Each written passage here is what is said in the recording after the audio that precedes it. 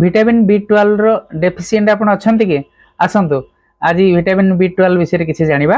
Vitamin B12 गोटे vital nutrient जोटा कि हमरो एनर्जी प्रोडक्शन रे सपोर्ट करे, रेड ब्लड सेल फॉर्मेशन रे सपोर्ट करे एवं नर्वस सिस्टम हेल्थ ठीक रखी थाए। डेफिशिएंसी जेतल होई थाए स्पेशली हमकु दुर्बल लागिबा, अलसुआ लागिबा, स्किन रो कलर चेंज होबा, मेमोरी लॉस होबा एवं छुंची फोड़िला भली लागिबा, मूड चेंज एगुडा को मुख्यतः लक्षण देखा जाय थाए। एगुडा हाई रिस्क थाए स्पेशली जो माने वेजिटेरियन, वेगन एवं ओल्ड एज लोकन को। विटामिन B12 प्राइमरीली हमें एनिमल बेस्ड फूड रे मिली थाए स्पेशली मीट, फिश, एग एवं डायरी प्रोडक्ट रे। फोर्टिफाइड सीरियल प्लांट बेस्ड किछि मिल्क जोड़ा कि वेजिटेरियन को बहुत किछि हेल्प करि थाए। आमे जदि डेफिशिएंसी फील करू से टाइम रे आमे B12 सप्लीमेंट किंबा इंजेक्शन नेले बहुत भलो।